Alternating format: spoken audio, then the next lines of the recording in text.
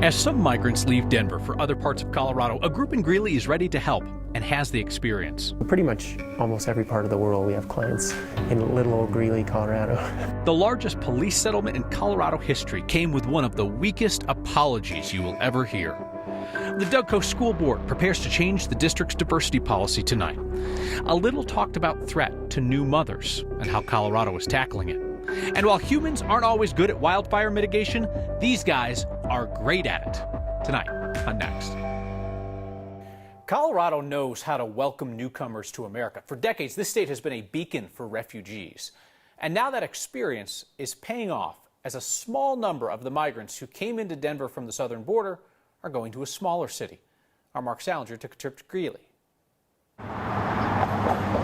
Home looks different for everyone.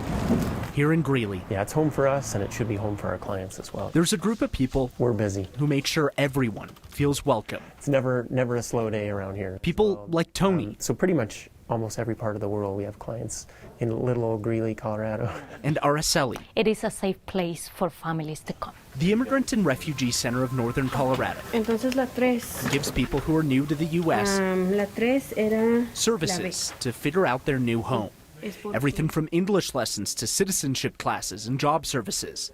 They're not only seeing an increase in migrants from South America, they're also seeing an increase in immigrants and refugees from everywhere. We've recently had to hire several new staff that speak different languages just to handle the client load of the different clients that are coming in. The first thing that we do is empower people. While Weld County hasn't seen the same number of migrants Denver has in the past months, many that come through Colorado have chosen to stay in Greeley. The number of people enrolled in classes at the center has nearly doubled to around 800 in the past months. It's not that they're coming in with nothing. They're certainly coming in with a tremendous story of adversity and strength. We've seen clients come in with PhDs and master's degrees and all that, but they just need to learn English, right? They join people like Shakur, who immigrated from Myanmar. I speak about 7 languages. Now he works here, helping people who've recently arrived. When they move to a different country, you don't know the language, you don't know the culture. There's so many different aspects to it. For those who choose to stay in Colorado, there's help to make it feel like home. I want to make sure that everybody finds out that they can have resources and friends in this community. People end up in places like Greeley for a number of reasons, but it's mostly organic and through word of mouth. They say there's a strong immigrant community that's formed where people who know others coming to Colorado will tell them to come settle together. Kyle, there's also a large number of jobs for people who don't necessarily speak English as well. Yeah, that's the thing. That's one thing that we have heard throughout this process, that there are employers in western Colorado that would love to hire these folks. There's folks in northern Colorado who would love to hire them whatever skills they have. If the federal government would expedite this process, not make people wait 150 days to be able to work while they're waiting for their asylum claim. Exactly. And this has been ongoing for a long time. It's not just this new wave of migrants. We heard the story of a refugee from Afghanistan who he was a pediatric surgeon, came here, wanted to work, had a ton of skills, couldn't, partly because he just didn't know English. So if they learn stuff like this, it's the beginning of a new life here. Yeah, question is, what does the person need to connect with what they want to do and are able to do? All right, exactly. Mark, thank you very much. The family of Christian Glass, who was shot and killed last June by a former Clear Creek deputy, has now received the largest police settlement in Colorado history, $19 million. A lot of money, and it comes with a long list of promises for police reform. The settlement promises changes at 4 law enforcement agencies: the Clear Creek County Sheriff's Office, the Idaho Springs Police Department, the Georgetown Police Department, and the Colorado State Patrol. CSP is already building a virtual reality training scenario based off the Glass case to teach de-escalation techniques. A countywide co-responder program will be in place by 2025, and all Clear Creek County Patrol deputies will be crisis intervention certified by 2027. Each agency involved released an apology today. The apology from the Clear Creek County Sheriff's Office said that deputies, quote unquote, failed to meet expectations when it came to Christian's death.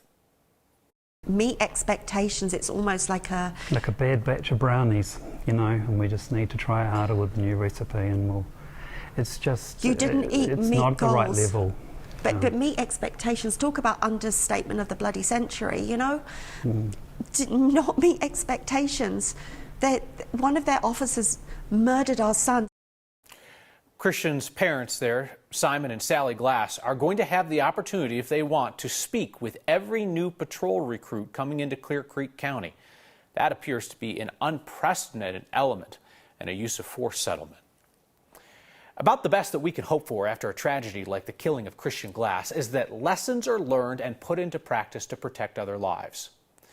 True contrition for wrongdoing can help those lessons stick well beyond the financial sting of a settlement payment. And that makes the apology from the Clear Creek Sheriff's Office more than insufficient. It's kind of alarming. Saying that, quote, officers failed to meet expectations? Yeah, I would say so. A young man is dead for no reason. The sheriff says the initial press release did not give an accurate description of what occurred. Right. And that press release didn't write itself. It was the people of the Clear Creek County Sheriff's Office who chose to mislead the public about the death of Christian Glass. Failed to meet expectations is the kind of limp shrug off you'd expect after a bad meal at a restaurant or a slow checkout line. Not for the killing of a human being for no reason at all. And it's not clear the Clear Creek Sheriff's Office really understands that. Conservative majority on Douglas County School Board is expected to change the district's equity policy tonight after they spent the last year insisting they were not planning on gutting the equity policy. Board President Mike Peterson wants to redefine their diversity policies beyond their current focus on race, gender identity, and sexuality to include diversity of thought and different kinds of personality types. The conservative majority supports the changes, says the policy should serve the entire community. The board minority says that's not the point of having a diversity policy, and that the board majority is trying to water it down so much it becomes meaningless. We've never had a person come to us and say, I was attacked because I'm an extrovert, right? We are diluting diversity by adding other areas, and I'm not saying they're not important, but they're not as important, and we have limited time and resources. I believe that it's not a zero-sum game, and we can respect multiple forms of diversity and not just identifying one. There would be one. The board's also set to vote tonight on a policy expanding parental rights to opt kids out of certain curriculum and requiring parental consent for student mental health counseling. Critics have pointed out that some of that policy's language comes directly from a national conservative group called FAIR, which campaigns against school diversity and inclusion programs. The board president told the Douglas County News Press, well, that is a coincidence. Overdoses and suicide are the leading cause of death for new moms in Colorado. The CDC counts those deaths together because it's often tough to tell them apart.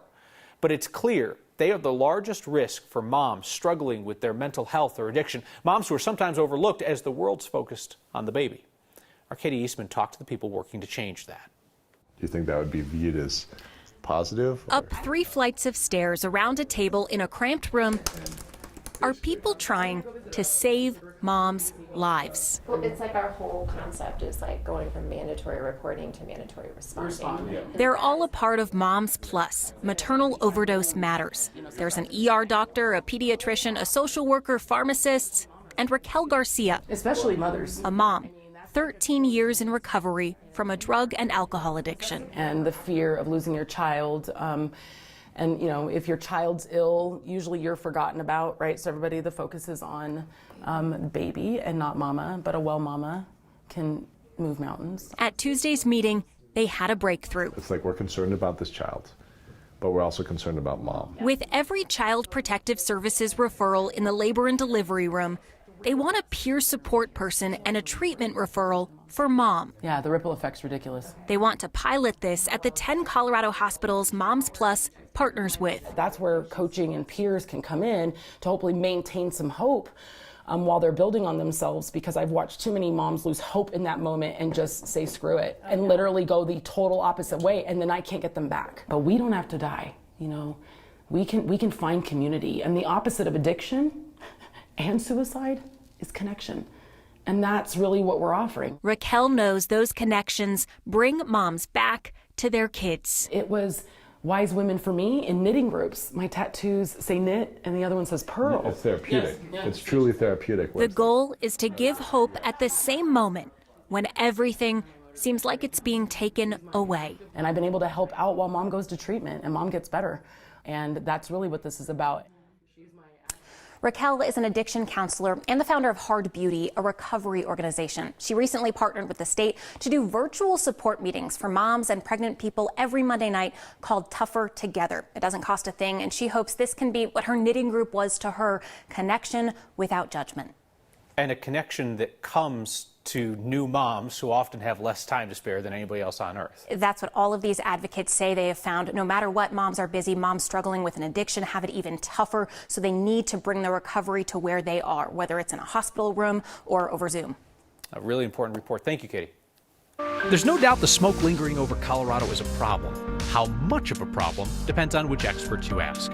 Louisville gets new lawnmowers with 0 emissions. So they're doing about 30 different things at once, whereas a mower just does one thing. They're hungry, and they're preventing wildfire spread as they eat. That's next.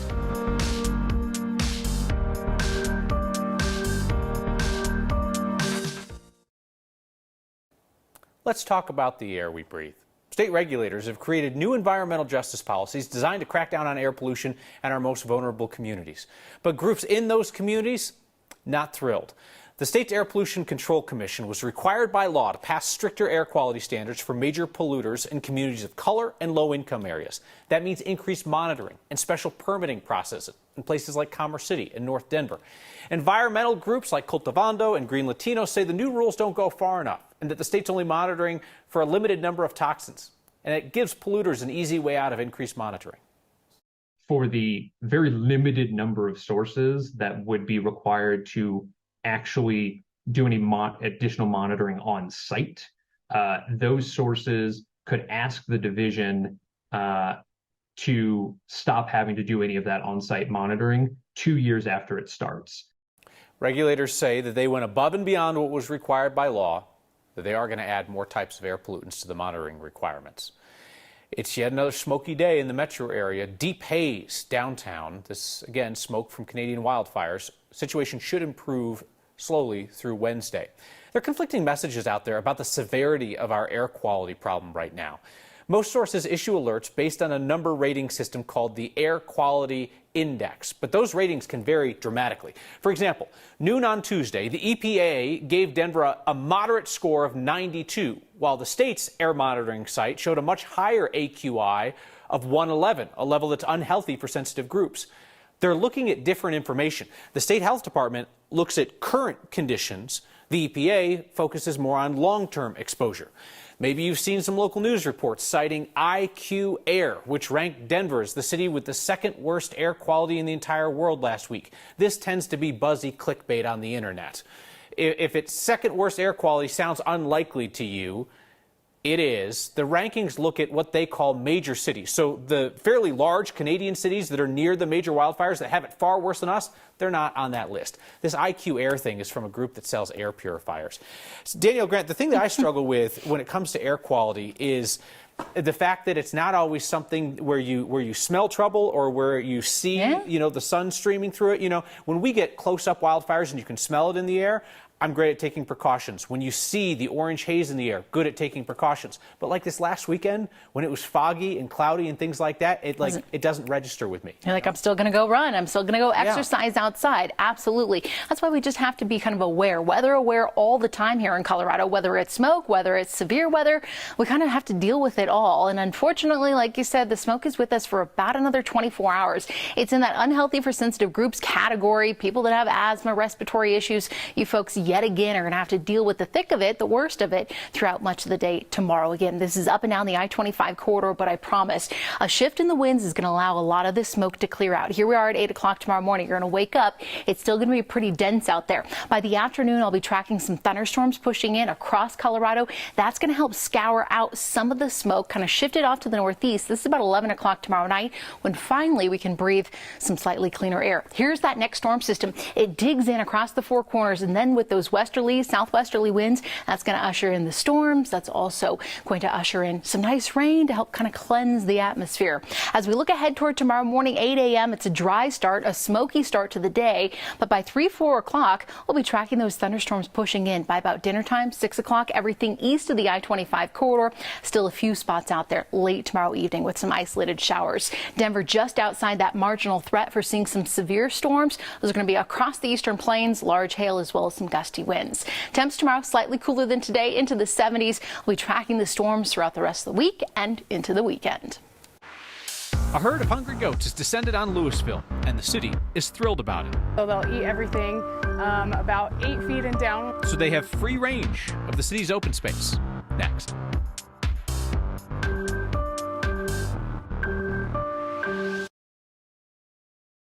Surprise happening within the last few minutes at the Doug Coast School Board meeting. Elizabeth Hansen, a minority member of the Doug Coast School Board, is resigning her position. She's saying that the school board broke the law with the firing of Superintendent Corey Wise. School board made a big payout to Wise over that. She says the district, which is expecting to change its diversity policy tonight, is, quote, not doing enough to stop racism, anti-Semitism, and homophobia. So Elizabeth Hansen is leaving the Doug Coast School Board. What effectively happens is that the conservative majority on that board will now grow. They'll have 60 days to pick her replacement from interested people in the community. So what was a 1-vote split on that board will now become a 2-vote split in favor of the conservatives. Fire breaks can help slow the spread of wildfires, or just stop them if you're lucky, which is why the city of Louisville got goats. Photojournalist Brian Wendland checked them out. On a day where wildfire smoke from another country clogged the air above Louisville, workers got rid of the grasses, brush, and branches that could fuel a fire right here at home. We have just one more spot over here. And then we will hop across and there's an area in between a couple ditches over here, so that's our next priority. But these guys aren't mowing or chopping anything.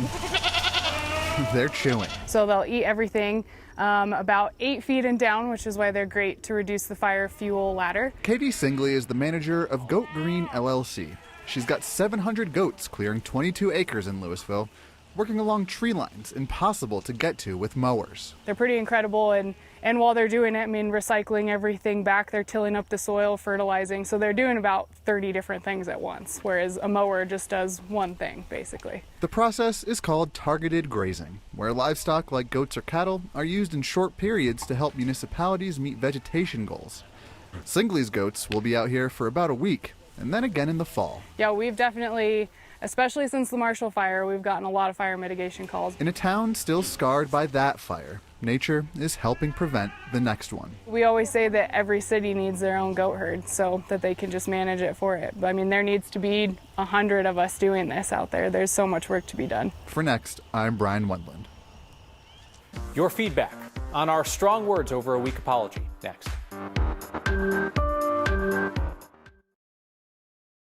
You know, if there was criticism or dissenting feedback, we'd read it, but it appears to be a lot of agreement about our criticism of the weak apology by the Clear Creek County Sheriff's Office for Christian Glass's death failed to meet expectations.